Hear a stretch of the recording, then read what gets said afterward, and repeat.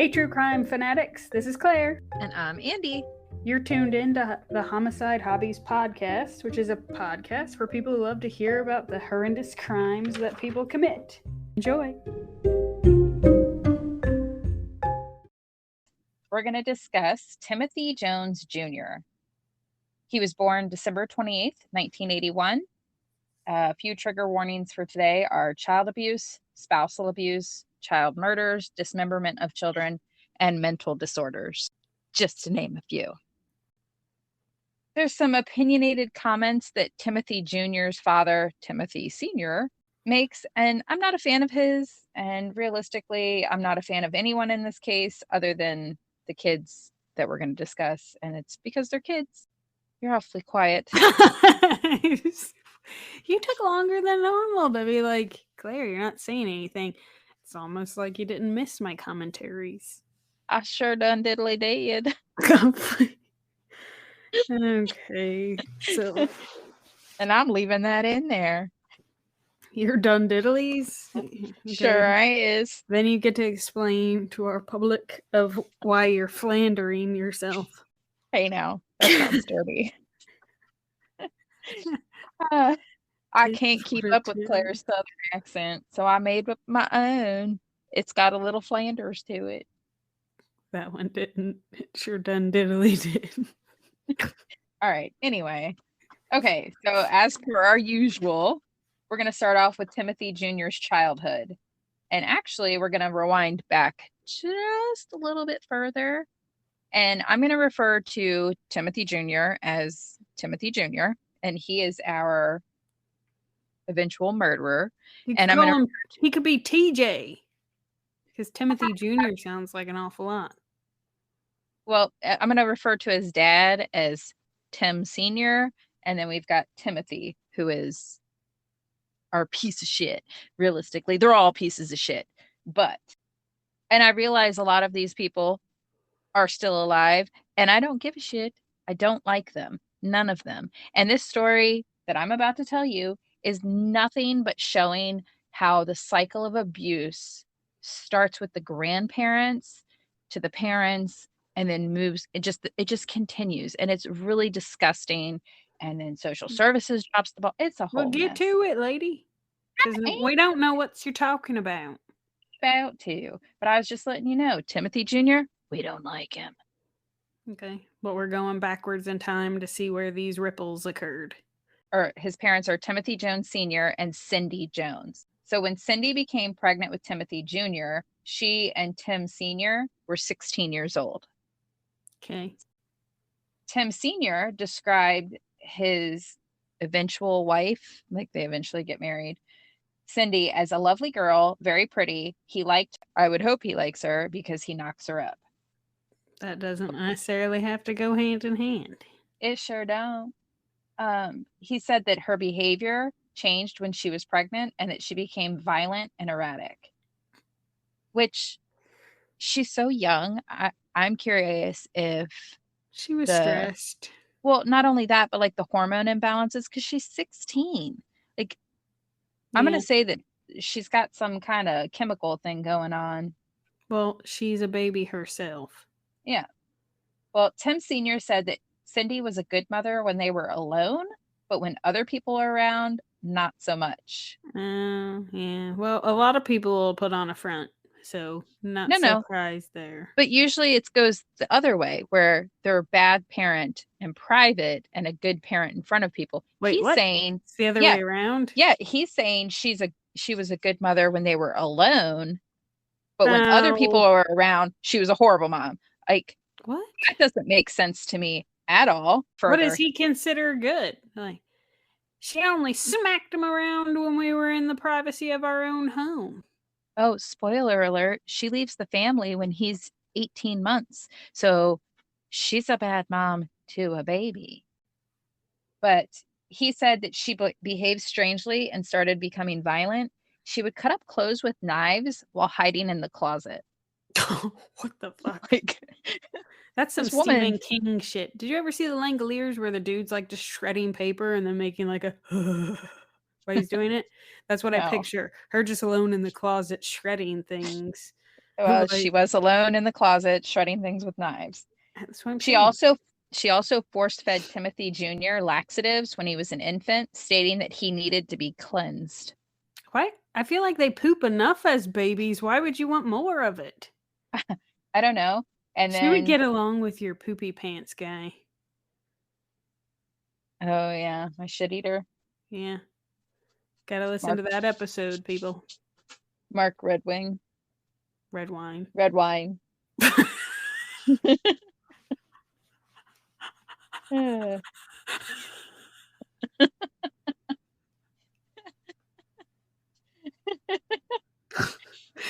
Okay.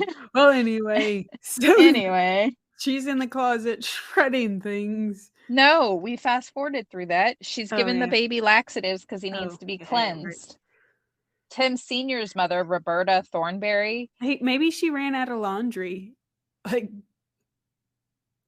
she had to move on. Laxative somehow became a clearer choice. When you want to stop it up, why would you want it to run out?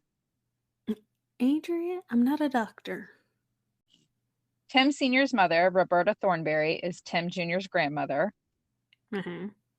Tim Sr. and Cindy, when they were teenagers with the baby, were living with Roberta and Roberta's husband, and they were like right out in the outskirts of Chicago. The baby When is in. That's Tim Jr. It's not a sibling, right? correct. So Tim Sr. and Cindy only had Tim Jr.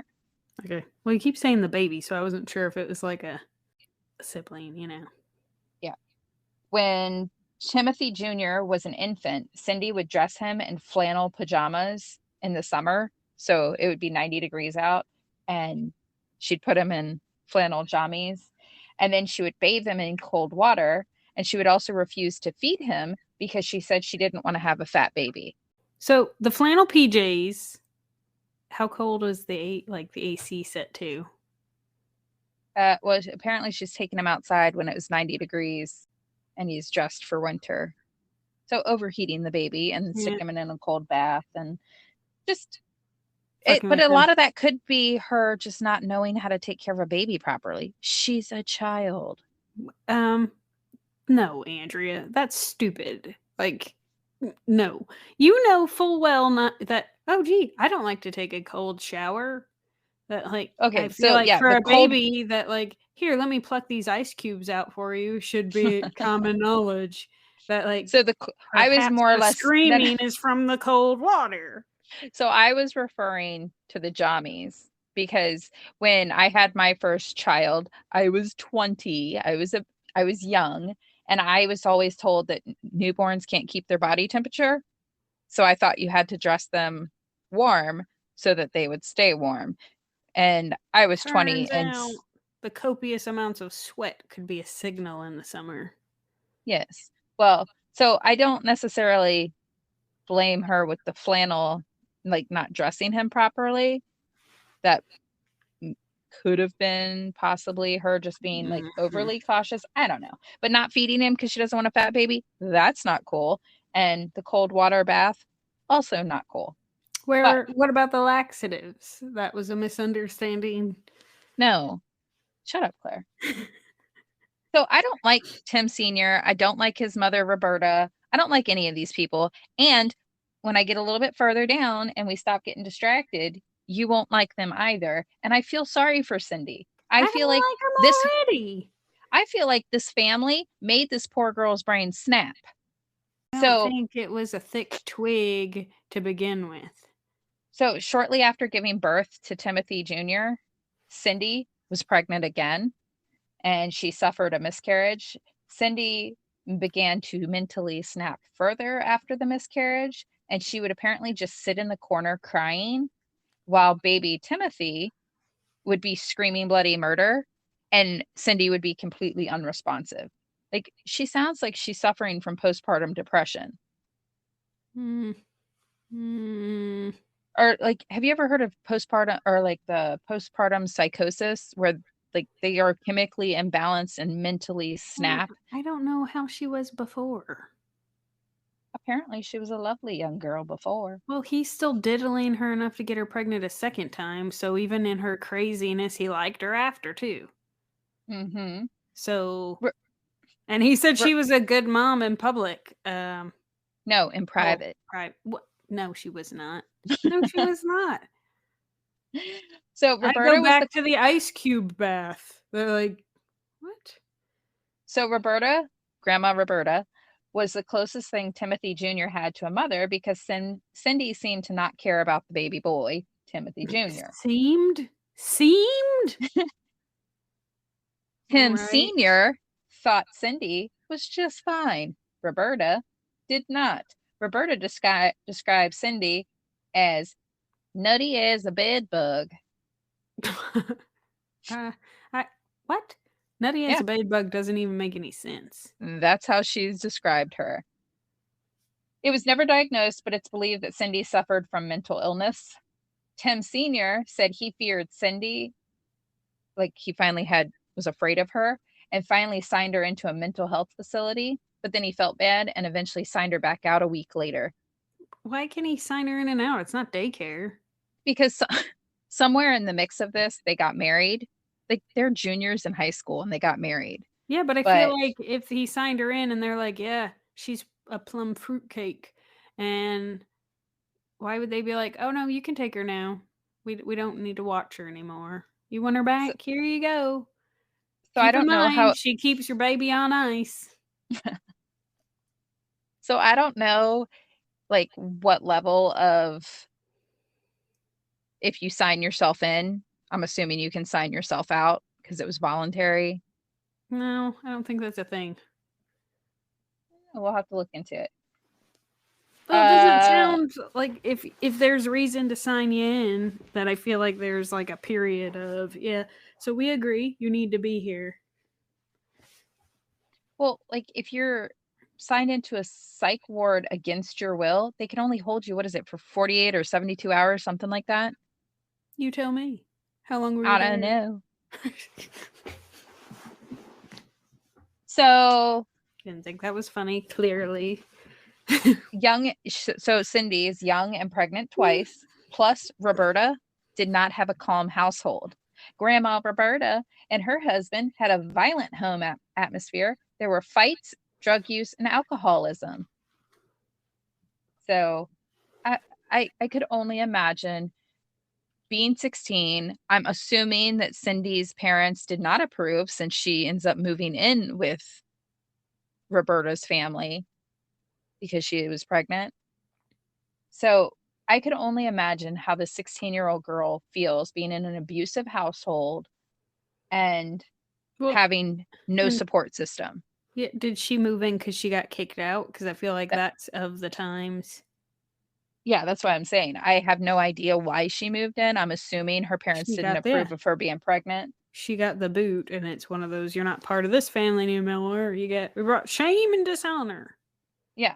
And then she gets forced to live with her boyfriend, soon to be husband's family, and they're using drugs, alcohol, abusive. Like the household's abusive. And it's not like Roberta's husband's abusive. Roberta is also abusive. So it's just That that's plenty between the stress of being a teenage pregnant mom, getting let kicked out of alone your once or family's house. twice, all the things you know, and then being brought into that shithole of an environment. Yeah, that's why I was saying, like, I truly believe that this girl needed to get out of the situation. I don't think she was necessarily crazy. I think she was being driven crazy, if that makes sense. Yeah. I wouldn't So, say it was postpartum depression. It was prepartum depression. so Cindy begins disappearing for short periods of time. She would pack all of her stuff and baby Timothy's belongings, and she would leave. Tim Sr. had like when she would disappear would have no clue where she went. And he said Was he looking though? no. Tim Sr. said a friend pulled him to the side one day and showed him a photo of Cindy in the back of an escort magazine. Uh, Yeah. But as we get further into this story, I think Tim Sr. is a lion sack of dog poo. So I don't necessarily believe that. I don't know. It's still fitting It, for the times. yeah, it's possible. But again, Tim Sr. is a sack of shit. Both can be true. That's true. When Tim Jr. was 18 months old, Cindy was arrested in Fort Lauderdale. He refused to pay her bail unless she told him What was she where. arrested for? I'm not sure. Soliciting? Probably. He refused to pay her bail, though, until she told him where their son was and to give him to him. So she did. Where was he? She gave him the baby, and Tim Jr. was at Cindy's mother's home, safe and sound. So I don't think Tim Sr. tried too hard to track down his wife and baby. She was across the street this whole time. Like, so that's why I go back to, was he looking, or did he just go into the room and be like, she's gone, I don't know where she is. Well, I tried. Tim Sr. took advantage of this arrest, took his son, and filed for divorce. A judge granted advantage of not having shredded sheets. You're like, oh, finally, we've got these nice Egyptian cotton sheets. I'll have them for a week before the shredder gets back. A judge granted Tim Sr. custody of Timothy Jr. It makes sense. When Tim Jr. was almost 2, Cindy was arrested again, but this time it was for trying to kidnap the young boy by crawling out of Roberta's window with the little boy and over a fence. She wanted her baby. Yeah, well, I feel sorry for her. Anyway, by the time Timothy was 2.5, Cindy was institutionalized with schizophrenia in Syracuse, New York, and she was gone for good. Like, Cindy's out of the picture. She never reaches out to her son. She never reaches out to this family. She's done. So by the time he's 2.5, his mom's gone. And Grandma Roberta would babysit while her son would be at work. Roberta, being the psycho that she is, had hold up. So his other grandmother, like, if that's Cindy's mom? Yeah. She doesn't have any part of him either? Nope. That whole side's cut out. That's weird. It's sad. Because I get Cindy being a wacko, that she goes on and does her own thing, and it might be better for him, or could have been. But so the other grandmother, maybe she wasn't bad. Weird to just... Is it possible they wouldn't let her see him? So I think Cindy's mom lived in Fort Lauderdale, Florida. Uh-huh. And they live near Chicago, right on the outskirts of Chicago. Yeah. So I think it was more of a traveling thing. Yeah. But Roberta had a wicked violent streak. Tim Sr. said there was one time he had a girlfriend named Marie who was staying in the house with them, which, by the way, I'm so grateful that none of my kids so far have had a significant other that they're trying to move into our house, because... Why did you just jinx that? I mean, damn it. But you're going to have a conversation later today. Just promise me if one of them brings it up, just start laughing hysterically and walk out of the room. Sure will. But Tim Sr. said that when Marie was staying with them, his household was so violent, his mother, Roberta, got angry with Marie and beat the living shit out of her. Did she move out? Yeah. At some point, because they don't stay together. But well, no, but I would feel like if my boyfriend's mother whooped my ass, I'd be like, so I'm gonna go. Yeah. But Tim Sr. said for a child raising a child, Tim Jr. turned out okay. What? He says he was, yeah. He's like, he's excusing his bad parenting because he's like, I was just a child raising a child. No, I'm sorry, but no. If you can produce offspring and keep it, you're responsible for the household that you're raising that child in. Safe sex, kids that aren't listening to this, because this is not recommended for children. No, none of our episodes are child friendly. Like, no children, turn the channel. You stumbled on the wrong thing. Why are you Googling homicide anyway? Anywho, so Tim Sr. said Junior was a loner. He only had 2 or 3 friends, but he was very, very smart. Tim Sr. eventually remarries, and he marries a woman named Karen Williford. Tim Sr. and Karen were married for a total of 15 years. She was 19 and Timothy Jr. was 10. So that would make Tim Sr. around 26. So he was 26, she was 19, Timothy Jr. was 10. Okay. Mm-hmm. This marriage was about as turbulent and violent as his mother's marriage. On more than one occasion, Tim Sr. was arrested for domestic violence. Karen and Tim Sr. were married for 15 years starting April 1991. They ended up having 2 sons together in 91 and then a second son in 92. So now there's 3 kids, 3 little boys in this household. Apparently, all of Tim Sr.'s alcohol abuse and physical abuse was witnessed by Tim Jr.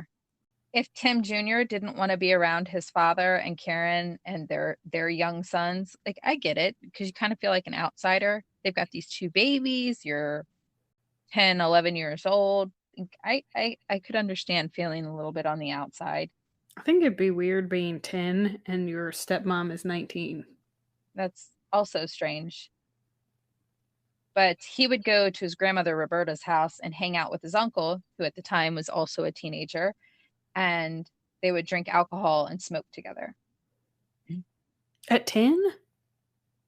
Yeah. 10, 11. 11's not better, just so we're clear. No, it's not. I'm just saying. This is what he was doing in his childhood. When Tim Jr. was around 13, his favorite aunt, Elaine, who he ends up naming his youngest daughter after, died of cancer. Tim Sr. and Karen brought Elaine's 3 kids into their home when their mother died.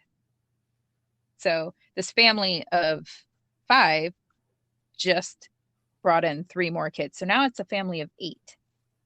That's a lot. And after Elaine died, Tim Sr. began drinking way more, and it increased the violence in his home. If Tim Sr. came home with a bottle of liquor, everyone in the house knew that it was going to be a long, violent night, which that's so sad, because you figure there's 6 kids in this household now. 3 of them just had their mother die. When Timothy Jr. was 15, he was in a really serious car accident and he suffered a major head trauma. Apparently, Tim Jr. was out with a couple of his cousins. One of his cousins was the one driving, and Tim was in the back seat. All the teenagers had been drinking alcohol and smoking weed. The driver lost control and hit a tree. Tim spent 2 days in the hospital with a skull fracture. Oh, shit. Yeah. It's amazing how many times we've done a case and it's a head injury during a developmental period. Yeah. I just sent you a picture of Tim Jr.'s MRI and 3D imaging of his brain, so you can see just how bad the skull fracture was that he had. The accident put a strain on the relationship between everyone in the family. Tim Sr. apparently was okay with them drinking and driving, and he's drunk as a skunk himself. So yeah, he chalked it up to being, he said, kids will just be kids excuse, which to me, that's stupid. Karen said she didn't know the kids were drinking and driving, but again, she's a lot younger, and I feel like that's a lot. I can only imagine being 21 years old and having 6 kids to take care of. That's a lot. Where are they getting money for the weed and the beer? I don't know. They could be just taking it from their dad. Since it seems to be about. Tim Sr. said that the 15-year-old was a know-it-all teenager after the accident, but he was normal and just turning into a young man. Tim Jr. was just experimenting with drugs and alcohol, but didn't feel like his son was getting out of control. Did you look at the pictures of the MRI I just sent you? Yes, I feel like you downplayed that substantially. You didn't say he had a pothole in his head from So then you can on. see, so you can see the front of his skull and his brain have a large caved in part, right? Like, I would say his head has a divot. like hmm. like if he lays on one side, he could hold change. Right. So that never goes away. He looks normal from You wouldn't need an MRI to see this divot. Just turn so him you away. He's got a divot. so you can't see it if you're looking at his pictures. It's Bullshit. There's a shadow in there somewhere. It's just the well, lightning. it's a very large Divot. crater. It literally says on the top of this picture, depressed skull. Yeah. So A divot. we'll get more into the The effects of divot. that during the trial. Because clearly some shit was smushed. With the death of his aunt, the drinking in the household being worse, the verbal abuse becoming worse, and the confrontations between Tim Sr. and Timothy Jr. was getting out of control. So Jr. was always sarcastic and thought he was right. I Oh, mean, it's I a feel like that's teen, a though. teenager. And there were times that Karen would physically have to separate the father and son. Now, I that's a feel little like that's, excessive. yeah. Tim Sr. said his son wanted to become a Navy SEAL, but he thought it was a stupid, unrealistic goal for his son. He figured his son might make it through boot camp, but he needed a backup plan, and he had no common sense for only planning military life. Is it because of the divot? No, I just way to be supportive of his kid. You know what I mean? Like, I feel like this guy was a drunken slob, and because his son had goals. You know how most people want to see their kids succeed in life? I feel like this guy didn't want his kids to do better than him, and since he doesn't do shit with his life, he's just going to talk down. Yeah. Bully. Oh, and somewhere in the mix of this, Junior does join the Navy, but apparently only makes it 6 weeks. Karen says that she thinks that he popped his eardrum to get medically discharged from the Navy. I don't know. There's easier ways to exit. Yes. Well, he made it 6 weeks in the Navy before he got medically discharged. But Tim Sr. said that when Junior was a junior, he's in 11th grade, his son started hanging out with strippers and drinking alcohol and doing more drugs. The hell? Yeah. Tim Jr. started stealing money from his dad and his stepmother, Karen. I feel like it's just now they realized it. I feel like if he had money to spend, it was getting picked up from somewhere. Mm-hmm. For all his shenanigans, Tim Jr. was arrested, and then when his dad went to bail him out, Tim Jr. was cussing the cops out. And again, I tell you, Tim Sr. feels like his son was not out of control. Junior was, it's kind of hard to make that judgment when you two are out of control. Yeah, I agree. Timothy Jr. was sentenced to 1 year of boot camp, or what I assume would be military school, since he was only a junior in high school. Whoa, he went to a boot camp and then couldn't make it in the Navy? Uh-huh. This is confusing. He might have been signed in. That's why I said it was confusing, the timeline. So maybe the boot camp, maybe he was signed into the military early. Signed in. Like, enlisted early. Yeah. I don't Yeah, know yeah. if it qualifies as him being part of the Navy if he didn't make it through basic anyhow. Yeah. Well, it says he was sentenced to 1 year of boot camp. Yeah. I didn't know that the court system would force you into boot camp, or if it was like a military school to try to shape up. I would think it's a youthful offender camp. That's what I think. Although my mind went to Ginny Jones when they would have that drill sergeant. Yes. Same. But he turns 18 and he's a troubled young man, to say the least. Timothy Jr. ends up getting arrested in Illinois in 2001 for possession of cocaine, check forgery, and car theft. He's how old? 18. Whose car did he steal? Just a random person's or? Nope. So apparently he stole his stepmother Karen's checkbook and was writing checks from her checking account and using her credit cards, and he stole her vehicle. And Karen, deciding she's had enough of this little shit, pressed charges against her now adult stepson, which obviously causes a major rift between the husband and wife. And I'm proud to say that Karen and Tim Sr. split up. Tim Jr. was forced to deal with the consequences to his poor choices. He was sentenced to 7 years in prison, but only served 2 years and was later released in 2003. But good on Karen. Yeah. The kid was a monster. He's stealing. He's doing drugs. He's was not going- a kid anymore. It's he not was going- cute. Yeah, he was going down a bad path. And she decided to get the hell out of that violent mess, and she put her focus on her 2 young boys, because you figure the oldest is what, 8? Yeah. Because Tim Jr. is about 10, 11 years older. No, sorry. You don't raise a 6 and 7-year-old with your car being stolen, your money being stolen, your husband's getting drunk and beating the crap out of him and other people. Like, no. Good on Karen. When Tim Jr. gets out of jail, the biggest change Timothy Jr.'s family saw was that he was obsessed with religion. Tim Sr. believed that his son joined a cult, but decided it was okay that he joined a cult because he was no longer drinking and doing drugs. Was he drinking Kool-Aid?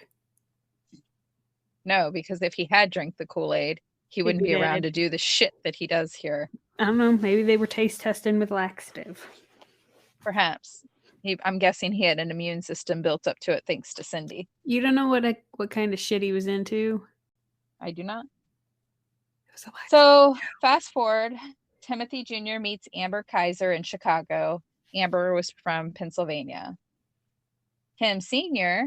did not like Amber. According to Tim Sr., Amber was uneducated and homeless looking for a way out, and Tim Jr., being newly religious, only married her because he wanted to have sex with her. Whoa. She's uneducated? He doesn't sound educated himself. He ain't. He sure ain't.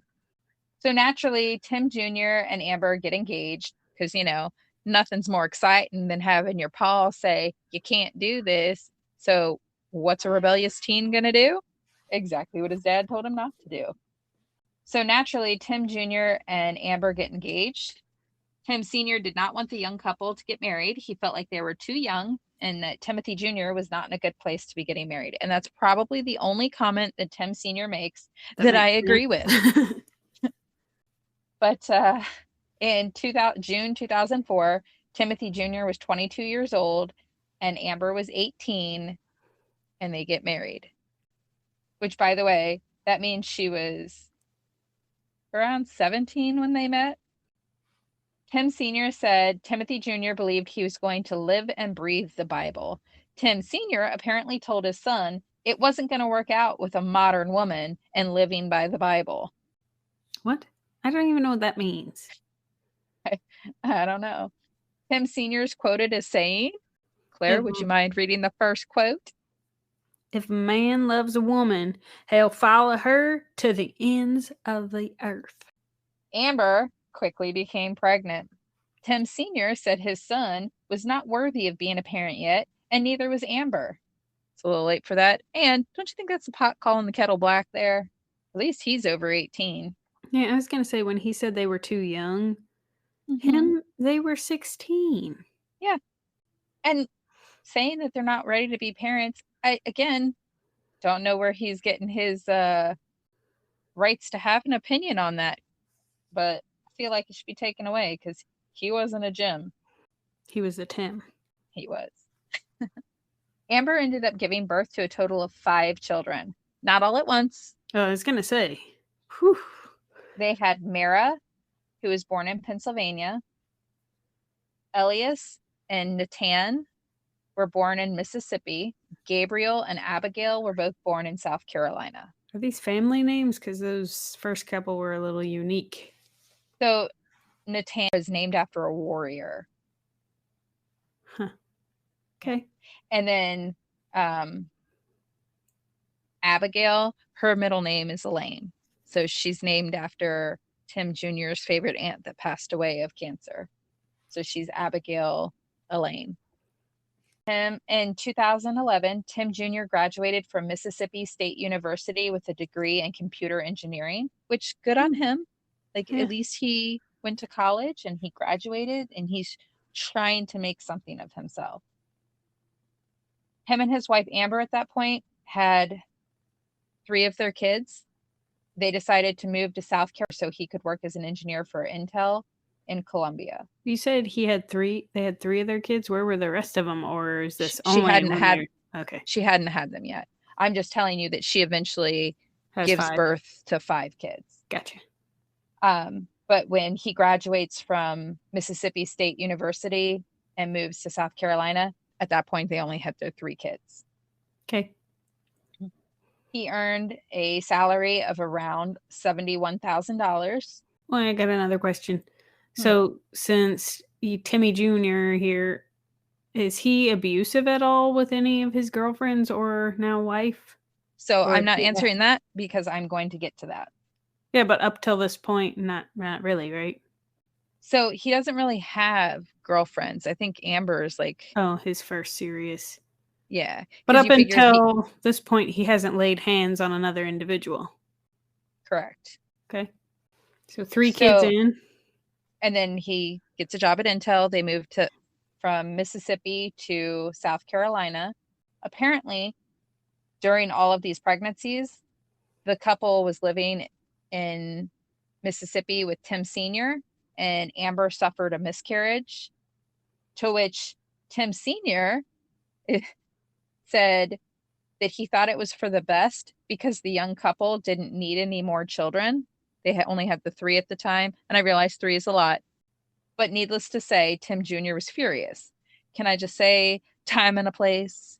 When your wife just miscarried, you don't need your father standing over your shoulder being like, you don't need any more kids anyway. Yeah. Amber was a stay-at-home mother, and Amber said that her husband, Timothy Jr., was quoted as saying, Women are to be seen and not heard. Keep the children out of the way. At one point, he wanted a farm full of children. It's a lot of kids. Well, there's different size farms. If you need a farm for the kids, that's a lot of children. I got me 6, and I don't live on a farm. I live next door to one. Anyway, Timothy Jr. claims that he didn't trust his wife because of his troubled childhood, and he also accuses his wife of neglecting their children, and he blamed Amber for the involvement of the Department of Social Services opening an investigation into the family's home situation in 2011. In 2011, that investigation found that the home was in a state of disarray, but the case was closed. What? Yeah. They closed the case. Is it good just because they're like, this place is chaotic, but that's not enough to do anything? Yeah, they probably told him to clean it and then close the case. Clean your shit, get your shenanigans together, and then close the case. Yeah, our time is better spent elsewhere. Correct. The large family moved into an inexpensive trailer in Lexington County in the suburbs of Columbia, South Carolina. But I thought he's working for Intel. I would imagine he was making good money. He was making $71,000 to start. And dear old Grandpa Tim Sr. said he thought his son was headed in the right direction moving to South Carolina, but he felt that smart people are fragile. With that kind of support, it's no wonder Tim Jr. packed his shit and moved away. Like, I don't know why he kept communication with him. I also wonder if the investigation from DSS was closed because they packed their shit and moved. Could be. Because if the investigation was open in 2011 and they moved out of state in 2011, that might be why the case was closed. Yeah. Now, to answer your question previously about Tim Jr.'s behavior, Amber and Tim Jr.'s marriage was a rocky one, and that's to put it nicely. Tim Jr. would apparently beat the crap out of Amber and then preach the Bible after beating her. So, like, he's beating the shit out of his wife while screaming Bible verses at her. Like the entire marriage, or he at some point cracks? So the way I took it, it's the entire marriage. It just escalates. Like, I'm sure it started off with a smack and then I'm sorry, baby, I love you, I won't do it ever again. Let me read this psalm to you. Yeah. Or he'd hit her and then be like, I'm sorry, you made me do that. In the Bible, it says what, you know what I mean? Like, he blamed it on he's doing what he's supposed to be doing to keep his wife in line, kind of deal. Let's pray together. Yeah. Needless to say, Tim Jr., being the idiot that he is, he believed their marriage was awesome. And Amber was unhappy. He's measuring it with the yardstick of his shit dad and his absent mother and his shitty grandparents. Well, and he also beat his wife into submission, and she would apparently be seen and not heard. And when she was heard, he beat her.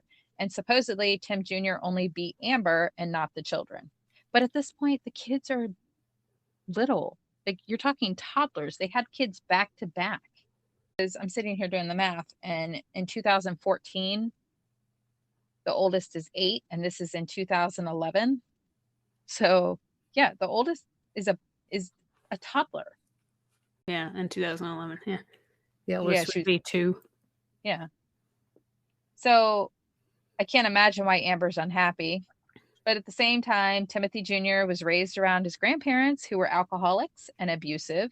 And then his father, Tim Sr., and his wife, Karen, which was also an abusive alcoholic relationship. The cycle is just going to keep continuing.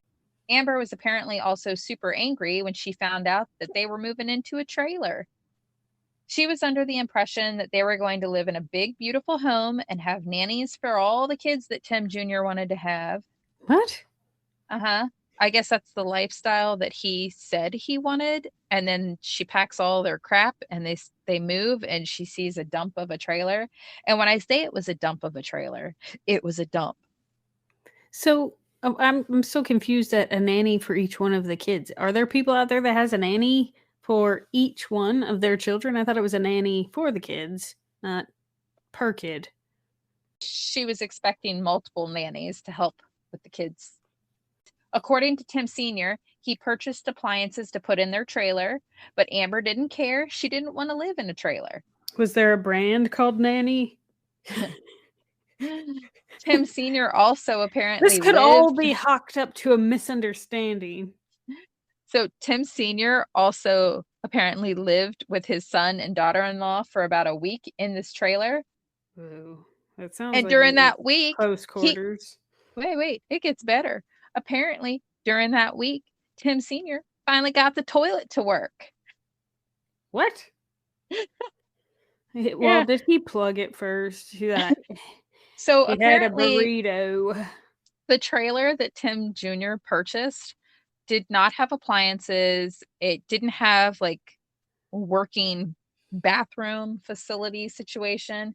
And I'm sorry, but 5 kids plus 2 men plus Amber and no working toilet, I wouldn't be happy either. If there's a 2-year-old, those kids weren't using the toilet. True. So what? Even if it's me and a bunch of little babies in diapers and 2 grown-ass men. So maybe he moved in Tim Sr. because that was the nanny. No, he was just there for a week to help get the toilet unclogged. But at that point, it would have been cheaper to get Roto-Rooter. Probably. But they were trying to pinch them pennies. And the turds. Amber kind of gave up on everything. She was depressed. I'm going to say this woman was depressed because she was a young adult, cranking out babies, living in a trailer with her wonderfully supportive husband and father-in-law. Hey, but she can flush that toilet now. Sure can.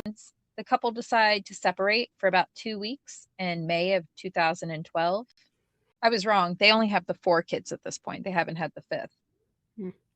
Because Timothy Jr. decided to return to their trailer and discovered his wife was putting the kids to bed and then going next door to have an affair with a 19-year-old neighbor. Now, all the reports I read said the neighbor was 19, but Tim Sr. claims that the neighbor was 17. Mm. Also important to note, Timothy Jr. had a girlfriend. So, when was the Bible reading? all right. Timothy's girlfriend's name was Crystal Valentine. She was one of the kids' babysitters. Or she was a babysitter. She was 17 years old when she and Tim Jr. began to date. Maybe that's where Tim Sr. got confused. Perhaps. Or it was to make Tim Jr. not seem so ooey that he's now in his later 20s, and actually he's in his early 30s and he's dating a 17-year-old nanny or babysitter. They weren't dating. They were boinking. Mm-hmm. At some point, Amber and Timothy Jr. decided to stay separated. Timothy Jr. began meeting with a family therapist and marriage counselor named April M. Hames. The couple remained separated. They said, this isn't going to work. Timothy Jr. packed up the 3 kids and took them back to Mississippi to go live with his parents. Amber kept the baby, Gabriel. Apparently, Amber knew that she could not afford to support all 4 kids, so she told her husband just to take the older 3. Which, if your childhood was so awful, why would you take your kids to go live back with these pieces of garbage? That's all you know. True. Timothy Jr. apparently still loved Amber. During the summer of 2012, Tim Jr. decided he wanted Gabriel, so the little boy that Amber had kept. Mm-hmm. Tim Sr. and Tim Jr. and another male family member drive from Mississippi to South Carolina to go take Gabriel from Amber. And according to Tim Sr., when the 3 men pulled up to the trailer, it looked like a bomb had gone off and the place was a wreck. Amber's boyfriend was apparently in the trailer with Amber and Gabriel, which, if Tim Jr. is boinking other people, who gives a shit? You moved out of state. You guys are going through the process of getting divorced. You don't get to judge her. Yeah. But the Timothys take Gabriel to Mississippi. Tim Jr. was apparently driving the children back and forth from Mississippi to South Carolina to see Amber. And apparently somewhere in the mix of this, Amber gets pregnant with their 5th child. Also important to note, Tim Jr.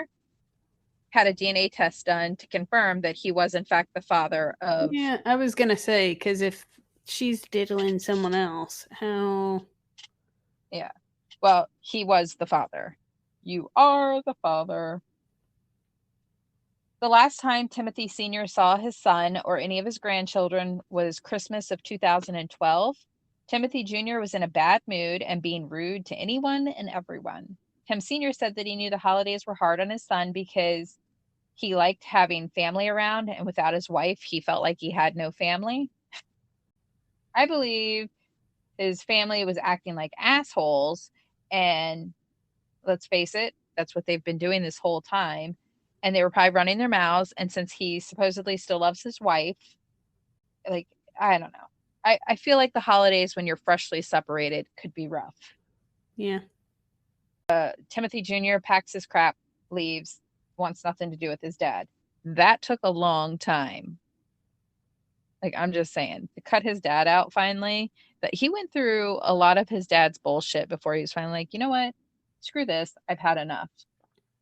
But the father and son went almost a year without communication. Tim Sr. was up to date with what was going on with Tim Jr. thanks to Grandma Roberta, because she stayed in contact with Timothy Jr. By January of 2013, Timothy Jr.'s 17-year-old girlfriend, Crystal, and her young daughter, less than 1, moves into Timothy Jr.'s home. From the time they met until the time she moves in with him, it's less than 3 months. Apparently, their arrangement was a live-in nanny with benefits for Timothy Jr. Yeah. Timothy Jr. decided to start smoking and drinking regularly. His alcohol of choice, for those that are curious, was Crown and Smirnoff.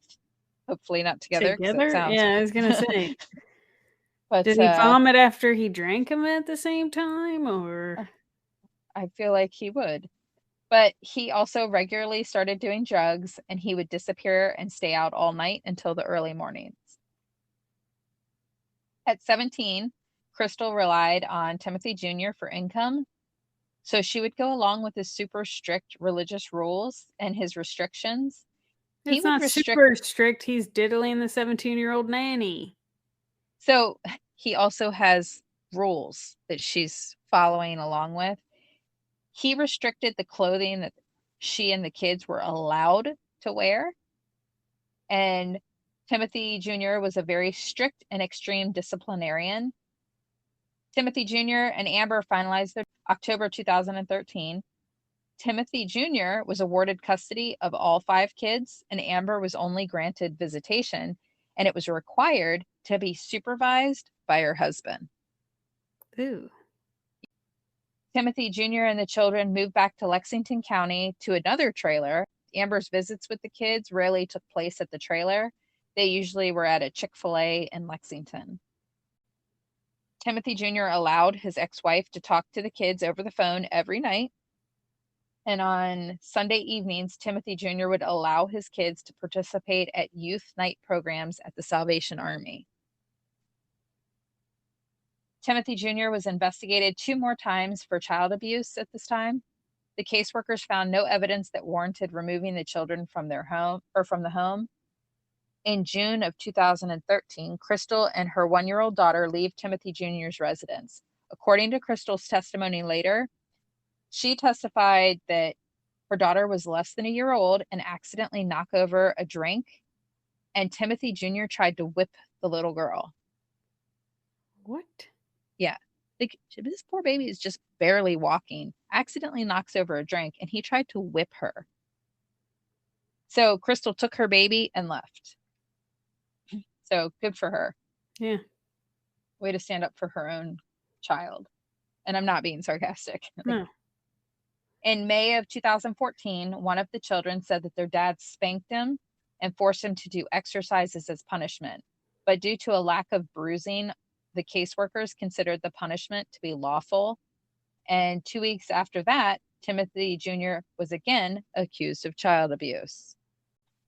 In the case, it's reported that Mr. Jones does not want to send his children back to public schools because he does not want the schools to report the beatings.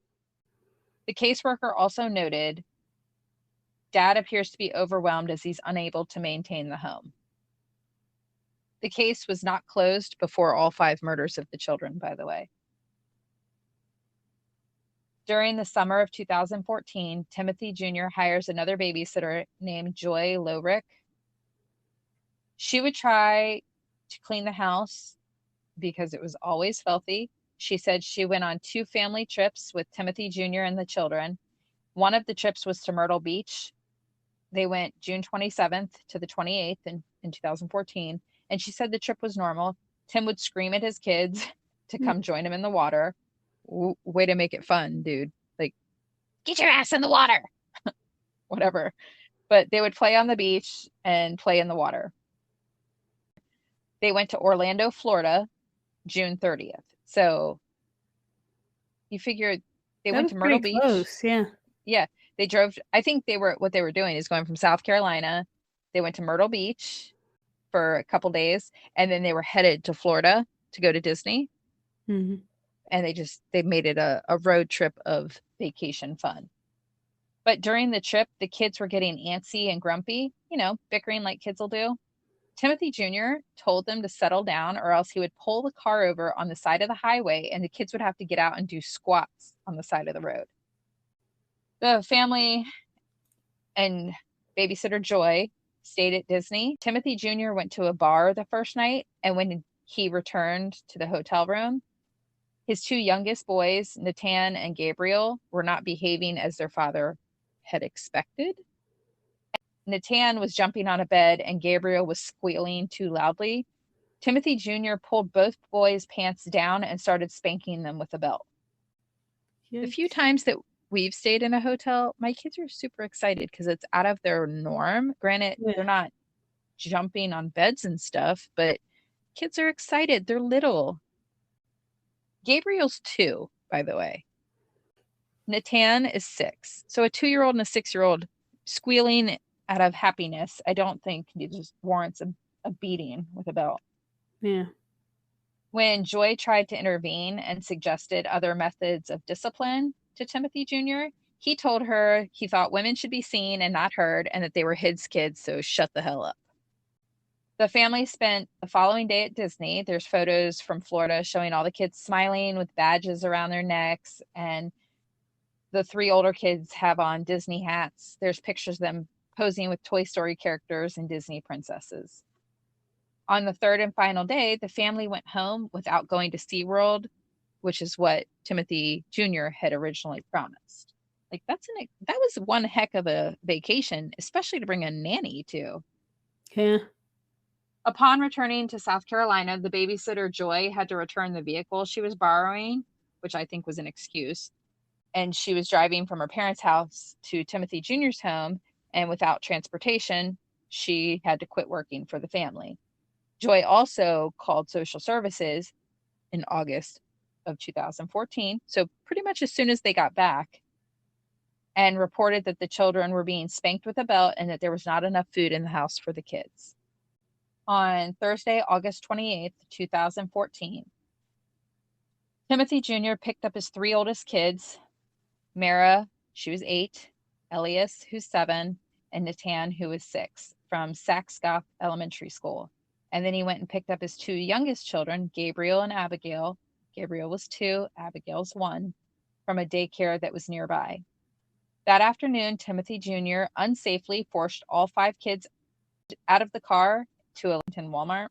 Like he shoved them out of the car. An action that he would later be charged with unlawful neglect. Like it's on camera, him shoving his children. Amber called the family home at 7:12 p.m. and spoke to one of her sons. She spoke to 6-year-old Nahtahn. After that conversation, she could not communicate with Timothy Jr. or any of her children. Authorities believe that Timothy Jr. had most likely already killed his children on the night of the 28th. So basically, like when Amber talked to Nahtahn, the other 4 kids were already dead. He wrapped their corpses in black trash bags and poured bleach on them to cover the stench of their decaying bodies. Timothy Jr. later admitted to killing his children on August 28th in their family home. And later during the trial, Travis Presley, a prison guard, testified that Timothy Jr. admitted to strangling his oldest daughter after she witnessed him murdering one of the brothers. Timothy Jr. reported he became angry after Nahtahn was messing with an electrical outlet and somehow broke it, but told his mother over the phone that he broke the outlet that he was playing with, but didn't tell him. So Timothy Jr. forced him to do physical exercises. Timothy Jr. claimed that he found his son dead on the bed, and he said he panicked and decided to listen to the voices in his head and kill the other kids. During his confession, Timothy Jr. said, I PT'd his ass until he couldn't handle it anymore. His explanation for working his son literally to death, he wanted the young boy to explain why he was messing with the outlet. So I feel like his whole PTing him thing was definitely something he picked up from his military punishment. But he was older. Yeah, I don't think he connected those dots because he's stupid.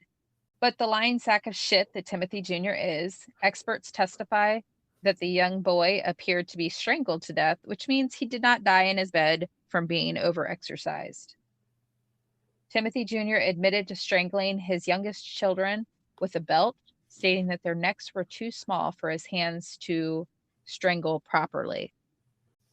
Stephanie Stanley, like I had to take a break while working on this case because it's disgusting. Stephanie Stanley, a DNA specialist, positively ID'd the mutilated bodies by matching the DNA strands found in Timothy Jr.'s car and in his home. On September 1st, Timothy Jr. stopped at a Dunkin' Donuts on Labor Day in Spartanburg, South Carolina. So I've kind of rewound a bit before the bodies are found, before he's arrested. These are the things he did. He killed his kids on the 28th. On September 1st, he stopped at a Dunkin' Donuts. On September 3rd, he went to West Columbia, South Carolina, to a Walmart, and he purchased several items that he used to mutilate his children's corpses. He purchased large plastic bags, saws, and his children were marked absent on Friday, Monday, and Tuesday. Also, on September 3rd, Amber contacted police to inform them that she couldn't reach her ex-husband or her children and that they had missed a scheduled Chick-fil-A visit. And police listed the family as missing, but they didn't announce it to the public until the following Tuesday, which was September 9th. And it was 6 days after their bodies were already discovered. What? Yeah. Like, they didn't even report them as missing to the public until after they were already found, almost a week after their bodies were found. When they found the bodies, was it like they didn't know who they were? No, because Timothy Jr. ends up taking them to the bodies. Police also said they didn't issue an Amber Alert because Timothy Jr. was listed as the custodial parent. Yeah, I was going to say there was that part too. So I think that might also be why they delayed. Yeah, reporting them missing, because I think for the police it becomes, okay, this is a court matter, that a custody issue of you missed a visitation, talk to the judge. Yeah. All 5 children were discovered in black trash bags off a rural dirt road near Camden, Alabama. On September 6, 2014, Timothy Jr. was stopped in his Cadillac Escalade at a routine traffic checkpoint in Mississippi. The officers noted that Timothy Jr. seemed strange and a little on the violent side. Originally, the officers suspected Timothy Jr. of driving under the influence of alcohol, but when they ran his South Carolina license plate, they were notified of the missing children. Police then searched the vehicle and found blood and materials to produce methamphetamines and in Timothy Jr.'s car. They also found a handwritten note detailing how to mutilate bodies. I also have a copy of that. The hell? Yeah. He took notes? He sure did. He made himself a checklist. It's disgusting. Police also noted that Timothy Jr. was high on synthetic marijuana.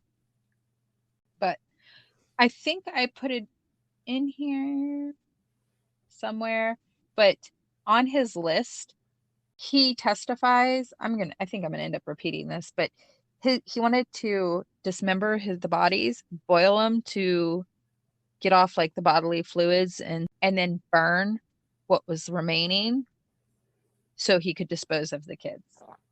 That sounds super disgusting. Yeah, but he wrote it all down, which is what police found. Several days later, Timothy Jr. led the Mississippi sheriff and FBI agents to where he had disposed of the dismembered corpses of his children. Timothy Jr. later revealed that he planned to dump the bodies near the Mexican border, and it's unclear why he stopped in Alabama instead. Prosecutors suspected that the stench of the decomposing children is what made Timothy Jr. change his plans. An officer at the checkpoint said that the odor from the car smelled like the stench of death, and the car was filled with blood, bleach, and maggots. Ew. Super ew. When the vehicle was processed, it was noted that the smell of chemicals and decay was so strong, it made it difficult to breathe. Super ew. That's why he made it to Alabama. Yeah. Dr. Janice Ross was the coroner to perform the autopsies. She stated that the black bags sped up the decomposition process since they were placed in the hot sun. Yeah. The bodies had been outside for approximately 1 week before they were discovered. She also stated that the bodies had been significantly decomposed by animals and maggots. Elias, the first of the autopsy to be performed, Dr. Ross noted that the body was in 2 separate trash bags and was clothed in a short-sleeve elementary school shirt. So, like with his elementary school logo on it. Elias was 7, by the way. The report also indicated that there was tissue loss at the neck, there high decomposition rate, skin discoloration, internal organs decomposing, no natural diseases.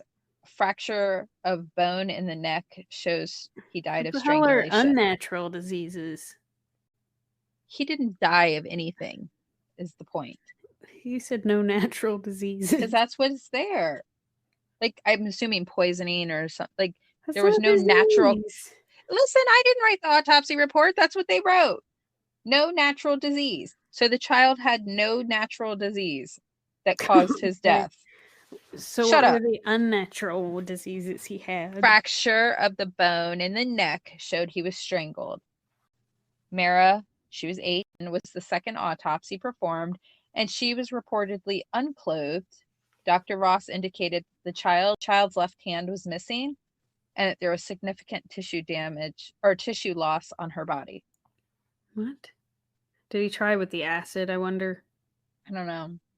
And then the hand, he might have tried boiling to see if he could render them down. Or an animal took it. Maybe.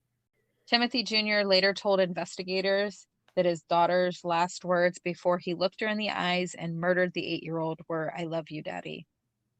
Gabriel, the 2-year-old, his autopsy reported that he had 2 parallel lines on the side of his neck indicating the use of a ligature made by something wide like a belt or a sash. So that goes along with his confession that he used a belt because he couldn't wrap his hands around the tiny children's necks. Abigail, the 1-year-old, was the 4th autopsy. She had an empty stomach and the least amount of decomposition. On the 5th autopsy, which was Nahtahn, it showed that the child's knee was cut with a saw or other sharp object. His body also had an incisor injury on the left femur. Dr. Ross determined that the cause of death for all 5 children to be asphyxiation due to manual strangulation, listing each of the child's death as a homicide. She was unable to identify a specific time of death because of the decay. Dr. Ross also noted there was only 1 child with food in their stomachs. Timothy Jr. was extradited to South Carolina. The acting sheriff of Lexington County, South Carolina, stated that Timothy Jr. initially refused to indicate why he killed his children. According to their reports, Timothy Jr. stated he struggled with feelings of anxiety and betrayal and mistrust. Later, Timothy Jr. admitted to officers, I feared my kids were going to kill me, chop me up, and feed me to the dogs. He was put on suicide watch in jail. Which, by the way, what kind of dogs did they have? It doesn't report that they had any. That's even weirder. Timothy Jr. pleaded guilty by reason of insanity. During the trial, Timothy Jr.'s recorded testimony was played for the jury. At the beginning of the tape, Timothy Jr. confirmed that he was not coerced or persuaded to confess to the murders of his children. The only thing he did state was that investigators promised a good burial for his children if Timothy Jr. cooperated. That's fucked up. Timothy Jr. said he killed his children in the bedroom of the family's mobile home on South Lake Drive in Lexington, South Carolina. Claims he found Nahtahn dead after overworking him with squats and push-ups, and that he decided to strangle the other 4 children. Timothy Jr. told police, any normal person would have said, let me call the police and turn myself in. I took the coward route and started following those voices in my head, which led me down such a nice path I'm on today. Timothy Jr. then told officers he placed all 5 dead bodies without plastic bags in the trunk of his vehicle. He described how he planned to cut up the corpses, boil them, and then burn the bodies. He wrote supposed plans on a piece of paper, but told officers that he could not bring himself to do it. He dismembered them and put them in bags. Like, shut the hell up. Just because you couldn't commit to your plans, you stupid shit. It's disgusting. Shouldn't have killed him. Kill yourself. Sorry, that was a bit aggressive, but he told officers he could not bring himself to do it. He did claim that the killings were not premeditated. He claims, This was an oh shit. What just happened?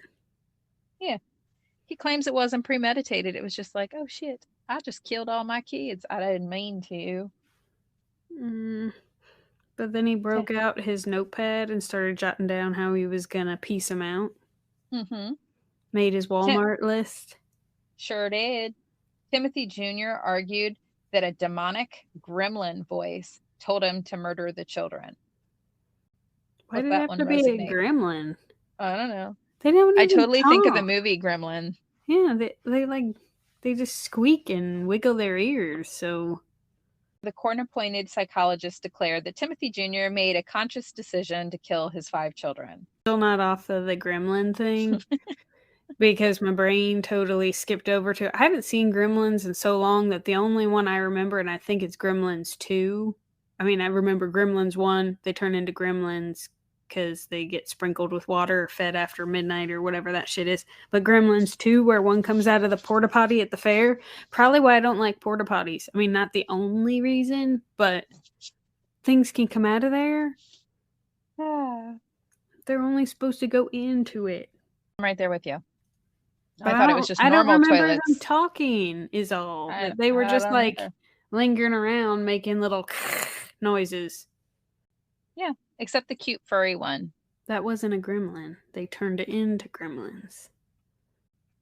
Well, the cute furry one I think made like I think that was Gizmo. Noises. Yeah, he did. Yeah. He did like that. He sounded like a pigeon and a cat combined. And then turns into the Furbies. No, like those the Furby are gremlins. Toys. No, the Furby toys. The googly or like the cooing noises that they made. It always reminded me of that. I don't know if that's what it's based off of. Could be. Maybe not. I don't know. Anyway, a little sidetracked here. Are you off the gremlin demonic voice now? Can we move on? Mm-hmm. The court-appointed psychologist declared that Timothy Jr. made the conscious decision to kill his 5 children. Timothy's lawyer and the psychiatrist that they hired said Timothy Jr.'s side of things is how it really played out, and that he was insane and incapable of reasoning at the time of the murders. Timothy Jr. sobbed throughout the entire playing of the recording of his confession. So, not while he confessed, but having to listen to his confession. He cried. Amber, the children's mother, constantly said that Timothy Jr. was a good father. She said that he was a great father when they were married, and she says that she suspected he was bipolar, even though it was never officially diagnosed. She also stated that he had frequent mood swings and was difficult to talk to. She compared it to walking on eggshells whenever he was around. Sounds like a great man.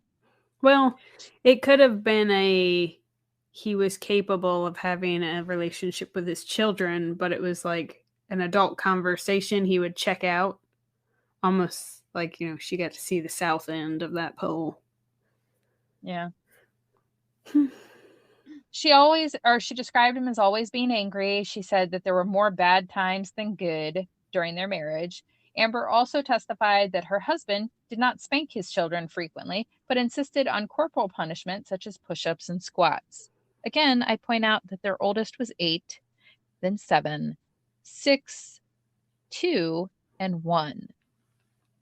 What kind of upper body strength? Right? Amber attempted to make it clear that her ex-husband was not insane. Rather, she said he was just overly angry. I don't know how excessive the physical exercise as punishment was, but it does feel like maybe he was trying to break the cycle of laying hands on people, and that was how he decided to do punishment since he was punished that way in military school. Yeah. But I don't know if he just crossed the line of there are little kids, so like the whole maybe running in place thing and push-ups for the age. I don't know. Yeah. But maybe that's where the struggle was of he just didn't know how to discipline without being excessive. Maybe. After killing his children, and sticking them in his trunk. He drove with them for 9 days. Ew. 9. That's a long time. And during this time, he'd made a trip to Vegas to gamble because the sick shit was feeling lucky. Lucky? Uh-huh. I'm so confused right now. I don't Why? even. He feels lucky. He's got bodies in the trunk of his car that are 9 days old. It doesn't strike me. Lucky is not the word that comes to mind. No, not at all. I feel like those odors are absorbed into his clothes. So I have a gas station clerk that testifies that he smells awful. So you're definitely on point with that. But Joy, the babysitter that went to Disney, she testifies about how the trailer was always dirty and having lots of bugs and no clean dishes, clothes thrown everywhere, trash thrown everywhere. And Joy claimed that she tried to clean up around the house and wash dishes and feed the children. On the stand, Joy said that one of the children begged that she not tell their father that she had fed them because he would not allow them to eat again. Joy filed a complaint against Timothy Jr. with the Department of Social Services after she found one of his kids with a black eye. He not only did the corporal punishment, but I guess when they couldn't do push-ups or squats and stuff, he resorted to the physical punishment of beating them. Timothy Jr.'s grandmother, remember good old Roberta from the beginning, she testified that she never imagined he would harm his children.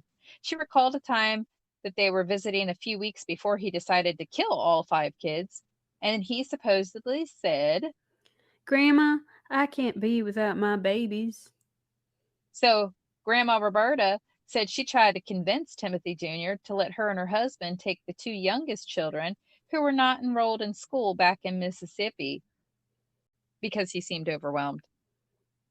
So she said she was shocked by his weight loss and that he was also oddly strict with his interpretations of the Bible for the past decade, and that it was shocking to see him drinking alcohol and smoking. Which, by the way, if he was found with meth in his car, it might explain the weight loss. Yeah. Just saying. She said that if she knew any of the kids were in danger, she never would have let them leave. Again, where is the line drawn for these people? Because it's not like her household was safe. Well, when he was twitchy and picking the pox and scabs off his face, that should have been like what's going on? What you eating? Just that brake cleaner smoking it in a pipe? The elementary school nurse, Karen Leonhardt, said that the children were in good health and were always up to date with their vaccinations and they had no physical impairments. But that's a real low bar. They were vaccinated. Well, so I feel like a school nurse isn't meant to give the kids physicals. You know what I mean? She's there so that if somebody feels vomity at school or has a fever or a headache or a boo-boo on the playground, she puts the Band-Aid on or calls the parents to come deal with it. No offense to our school nurses. Great on you for taking care of the little ones. But unless she saw the kids frequently for major injuries. Like, well, it didn't sound like much of a physical. They were vaccinated. Sounded like a pointless subpoena to me. I think that was his defense attorney, like calling her to the stand to show that he was giving the kids the vaccines. That like he was doing his parental duties of making sure his kids were seen by a doctor. And I think that was more or less the direction his defense was going with things. But Nurse Karen testified that when Mera, the oldest child, appeared in school with head lice, the nurse met with Timothy Jr. Timothy Jr. commented that he used kerosene to kill the parasites and their eggs. When the nurse suggested using a hair dryer, Timothy said he preferred to use a heat gun. This conversation encouraged Nurse Karen to contact social services. Have you used a heat gun? Yes. You're gonna take off flesh with it. And if you're putting kerosene on it as well, he's lucky he didn't set his daughter's skull on fire. Nurse Karen also testified that another teacher, Shearer, called social services because Nahtahn, the little 6-year-old, had bruises around his neck jawline, and on his arms. And when asked what happened to him, the little boy was quiet and said that his dad held him in a chokehold against the wall. His dad figured out he wouldn't be able to manually strangle them. I don't think it was a chokehold. I think he was choking him up against the wall, but he's a 6-year-old that doesn't know how to communicate that. And like I said earlier, a gas station cashier in Greenville, Alabama, named Linda Watkins, testified she noticed a horrible smell when Timothy Jr. entered to buy cigarettes and an energy drink. Timothy Jr. was asking for directions to a rural location where he could camp. Also, on the stand, the police officer that originally stopped Timothy Jr. in Alabama stated that when he asked Timothy Jr. why his car smelled like garbage, Timothy replied, "Oh, it's garbage." Prison guard Travis Priestley testified that Timothy Jr. admitted to killing his daughter and said that Timothy confessed, "I choked her till she turned purple." You know what? That's really like until she turned purple. You know, that's a very long time, right? Yeah. He's sick. This guy's fucking sick. Like, we're talking several minutes of like 5 times. He did this 5 times. He's looking at his little baby's faces while strangling them till they turn purple. He is a disgusting human being. Another prison guard named Ben Boyd said he heard Timothy Jr. confessing to killing Nahtahn, who was just messing with the light socket, and that he grabbed him and choked him. He said that while he was choking his son, his daughter came into the room, and that was the last part that the officer had overheard. On day 12 of the trial, a psychiatrist, Richard Frierson, testified that Timothy Jr. did not have schizophrenia. Instead, he diagnosed him with a substance-induced psychotic disorder. Basically, stop doing meth. Dr. Frierson cited the divorce, which I rolled my eyes, as a reason for Timothy Jr. to begin hearing voices. On the night of the murder, Timothy Jr. supposedly watched a graphic rape scene from the movie American History X and listened to the song Butterfly Kisses by Bob Carlyle, and the psychiatrist suggested this meant Timothy Jr. understood the moral and legal implications of what he did. I don't understand how watching a rape scene in a movie and listening to a song is... Somebody needs to check those credentials. I know in the past, not everybody's been so good with checking credentials on somebody, but I don't understand the link there. I don't either. And blaming the divorce as a reason to start hearing voices. Does that mean that's a free pass for 50% of the population that have been divorced to hear voices? Does it increase with divorces? I don't know, but they're saying that's the first one you hear voices, or is there a threshold to that? I don't know. But Timothy Jr.'s lawyers, most of their defense on the traumatic brain injury that he suffered when he was 15. Yes, let us go back to the divot. His pothole. It is. Like, I feel like if he didn't have an umbrella when it rained, he'd have to empty it out. Like, tilt and let it... We'll post the picture on Facebook. It's a divot. It sure is. A retired Brigham Young University professor and neuropsychologist, Aaron Bigler, explained to the juries that Timothy Jr.'s brain was, quote, misshapen. From the divot! And the damage Timothy Jr. suffered can cause a change in moods, emotions, and cognitive skills. Yeah, it turns out when you compress that frontal lobe. Mm-hmm. But there was no way of specifying or proving how Timothy Jr. was in fact affected. All he could testify to was that Timothy's brain was broken, and like many other organs, the brain can heal and adapt to compensate for the damage. Prosecutors fought the theory that Timothy had cognitive impairments by rattling off some of his accomplishments in life after the accident, up into murdering his children. Some of which being that he earned a computer engineering degree with honors. Yeah. Shoots that theory. Yeah, and he worked at Intel as a software engineer. So I feel like he's pretty smart. And Timothy Jr.'s pal, Tim Sr., tried to testify on behalf of his son, which, as you've seen through this whole story case, Timothy Sr. should pretty much just shut the hell up because nothing he says is helpful. But he said he was always scared that he'd meet the version of his son, the one that snapped, and he blamed it all on bad DNA.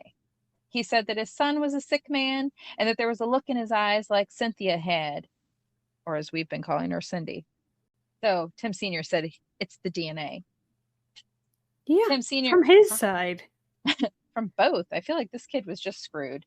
Well, Tim Sr. Cindy probably, she went crazy because she lost everything she knew and was thrown into that life. That's why I said in the beginning, I feel like she was driven crazy. And she was schizophrenic too, so. Well, I would be curious to see what ended up happening to her, but I could not find any information on her. And quite frankly, this case is long enough. So sorry, Cindy, you became low priority for this case. But I wish you well. Tim Sr. also said that he didn't see any of Cindy in Tim at all as a child. Which goes back to it's his shit DNA. And the shitty raising of him. And in his teens, when Tim started pushing back, Tim Sr. said, "There's a fine line between brilliance and insanity, and I saw my son a little geeky." This guy is so supportive of his child. When asked if he believed Tim Jr. loved Amber, Tim Sr. also testified, he loved her and hated her. He couldn't let her go, but she didn't want him. Amber rejected all that Tim had for a teenage neighbor. Tim Sr. said that the kids didn't belong with Tim or Amber and that he would have been the better option because he was a better grandfather than he was when he was a father. I don't think Grandpa Tim would have been a better option. No. I think there would have been 5 abused children. I do feel like in some instances people might have been not the best parent to their kids, but then not that this would be old Tim Sr.'s thing, but yeah, perhaps he decided to give up the drugs and alcohol, and maybe he was prepared to be a better grandparent. Yeah, but I mean, not to say that he did a good job anyway with Tim Jr., but he didn't murder him either. Maybe he should have. But. Yeah, it's true. But so if at a more mature age, and maybe if he did give up the drugs and alcohol and like if that were the scenario, I could see it be a case for they were better off over there. But also, there wasn't a whole lot. It just sounds like when social services went out, it was just a pigsty of it looks like a dad who can't get his bearings on running a house and working full time. And not enough bruises to warrant taking the kids. Grandma Roberta, she attempted to help her grandson by testifying on his behalf, but she did more damage to Timothy Jr.'s defense than she helped. She testified. Which is like a perfect example of childhood. They both did more damage than help. Right? She testified Timothy Jr. was the first to graduate from college, and she testified he was always smarter than his cousins and classmates, which, what a fucked up thing to say about all the cousins. The rest of them were stupid. Like, jeez Louise. So Grandma Roberta also stated she didn't see a difference in Tim Jr. after his accident. The only difference she saw was the divot. The only difference is she wrote off as him just being a teenager, which, again, these people were all drunk or stoned. I don't see how they could even testify as to what happened in the past because I don't believe that they remember shit. You know those like you know like the school games that you play like during field day or some crap of where like the egg on the spoon or like the apple on your head thing. You think he won every time because he put the apple in his divot? Maybe. Is it cheating? I mean, no. Just rest it in there. He also broke the record in his school for the mile for that one with the apple. Yeah. Not that any of that happened, but. So Crystal Ballantine, remember the girlfriend where he tried to whip her less than 1-year-old daughter for knocking over a drink. Uh-huh. She testified that Timothy Jr. was okay for the first 4 months that they were together. Then he She got said that, comfortable. yeah, well, she moved in. She said that he took decent care of Crystal and her daughter, and Crystal was attending a strict church with Timothy Jr. There were always rules that she had to follow concerning the way she and the children would dress. And the couple broke up in 2013 when she came to the trailer to visit after. What were the restrictions on the clothing? Like she couldn't dress like a stripper? Like I don't know. They didn't get into detail. And again, this case is already super long. So I decided not to dig into those details. So the couple broke up in June of 2013. She came to the trailer to visit after they broke up, and like the dishes were piled up, and Timothy Jr. was wearing stained clothes. He hadn't shaved and looked really rough. There was also no food in the house, so she went and purchased food for the kids. well, he lost his cleaning gnome and his grocery shopping gnome and his laundry gnome. It was a real struggle. He didn't know where He that said mess was coming before from. he would throw those clothes on the floor and then the next day they would be folded and back in the drawer. was And the magical. dishwasher doesn't load itself. He thought that was the point of getting a dishwasher. He also decided not to feed his kids because turns out if you don't feed them, Rugrats, there's no Well, dishes to do. he said he never fed them before and they got food, so that gnome also disappeared. Yeah. When asked how the father would discipline the children, Crystal stated he would whip them, make them perform PT, or stand on their tippy toes in the corner. The reason the couple had broken up was because she believed that the discipline was excessive, and when he was leaving bruises on the children's legs and arms, she decided she'd had enough.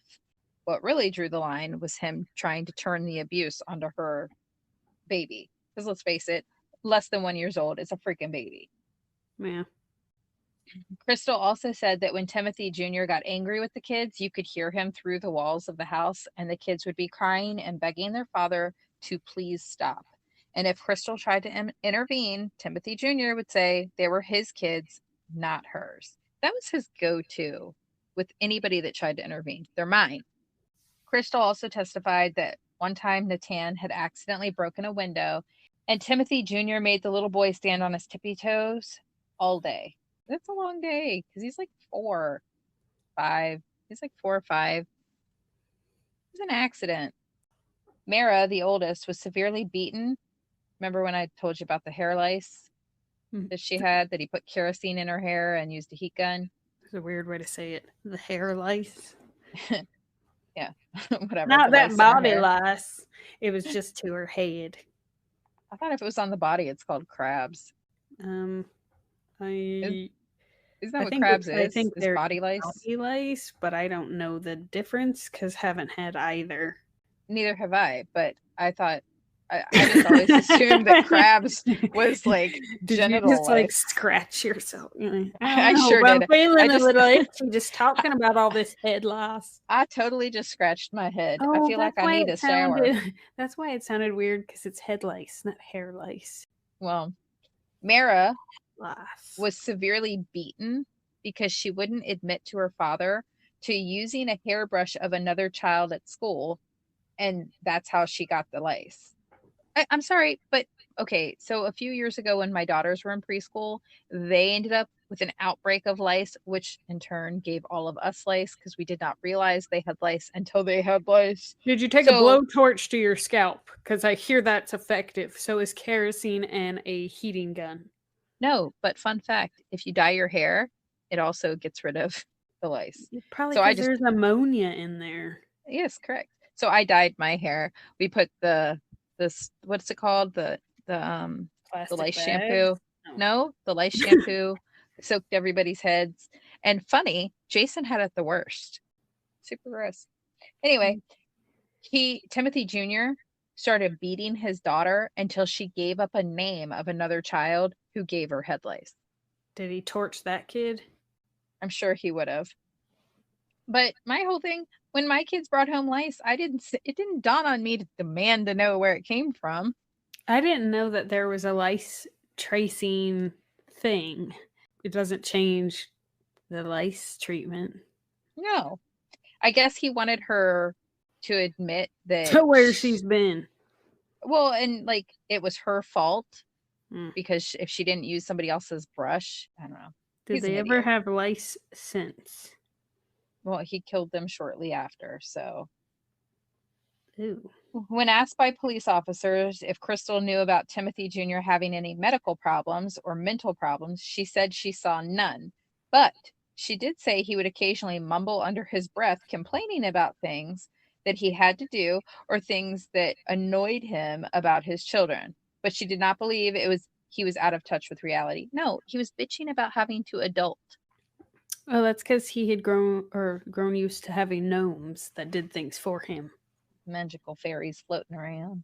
15 days after the trial began, after all the testimonies, on June 4th, 2019, the jury found Timothy Jones Jr. guilty on all 5 counts of murder. Despite the children's mother Amber's pleas to spare her ex-husband's life, on June 13th, 2019, the jury agreed on the existence of aggravating circumstances and sentenced Timothy Jones Jr. to death.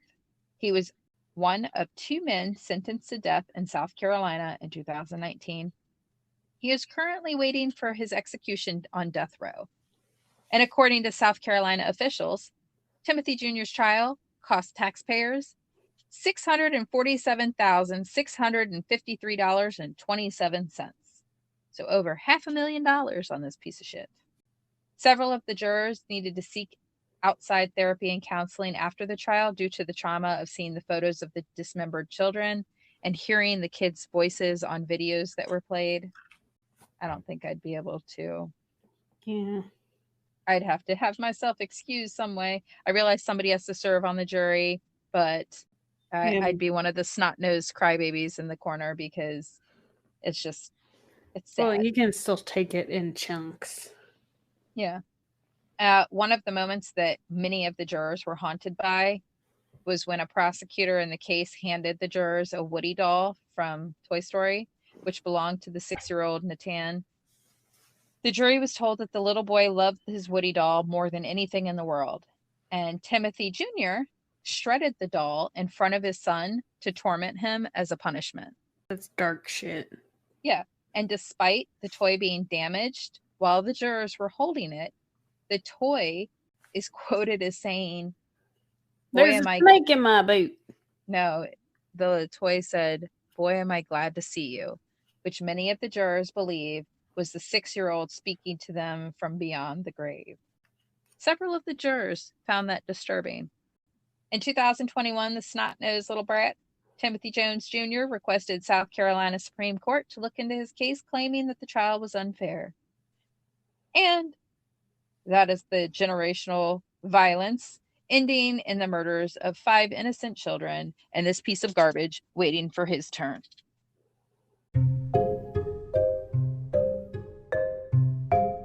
Thank you for listening to Homicide Hobbies. I'm Claire. I'm Andi. Follow us each week to get your fix of the atrocities that occur in true crime. And don't forget to tell people about us and rate us if you like us. But don't rate us if you didn't. Just change that.